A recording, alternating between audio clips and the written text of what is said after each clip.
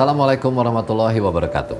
Dalam sebuah riwayat diceritakan tentang hijrahnya seorang pendosa.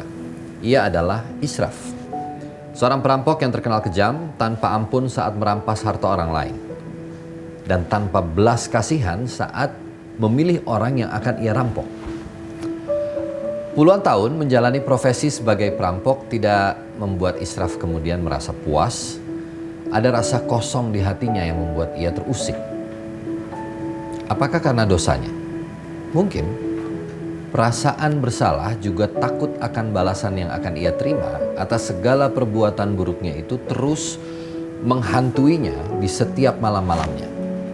Suatu hari, ia memutuskan untuk merubah jalan hidupnya. Namun ada sebuah keraguan yang muncul. Ia ragu apakah Tuhan masih mau mengampuni dirinya yang sudah terlalu banyak menzalimi orang lain. Tapi ia sudah bertekad untuk memohon ampun sebelum waktunya di dunia ini akan habis.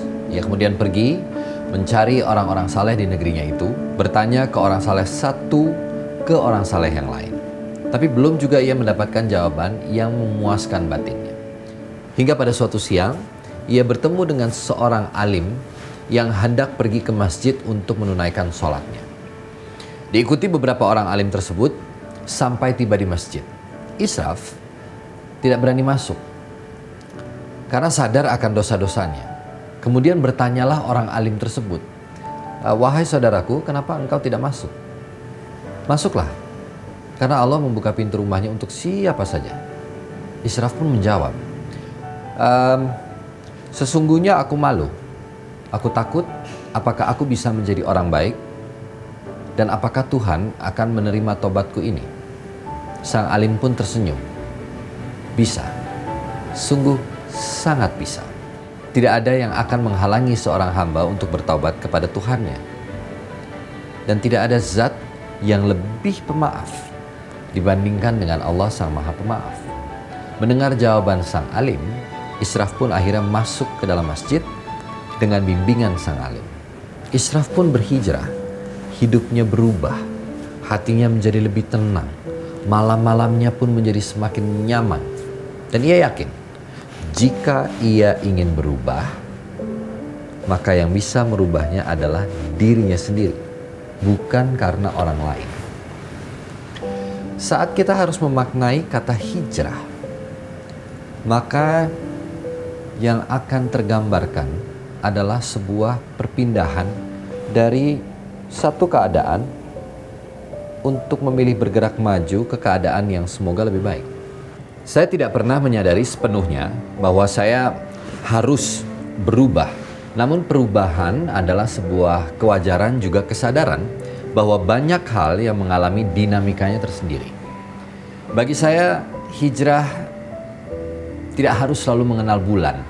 Artinya bulan suci Ramadan bisa menjadi bulan yang penuh perenungan, bulan menahan berbagai bentuk hawa nafsu, bulan yang juga begitu banyak membuat orang-orang bisa lebih dalam lagi berintrospeksi diri.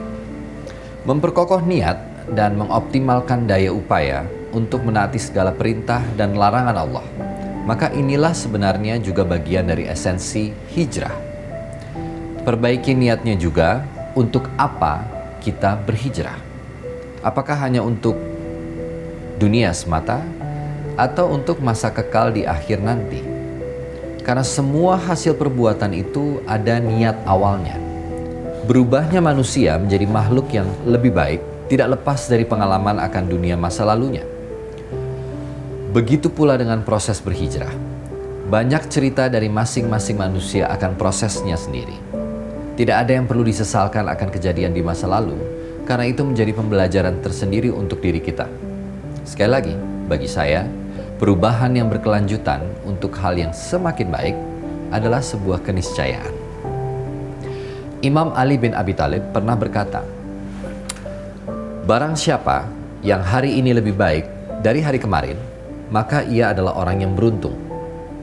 Dan barang siapa yang hari ini sama dengan hari kemarin, maka ia adalah orang yang merugi.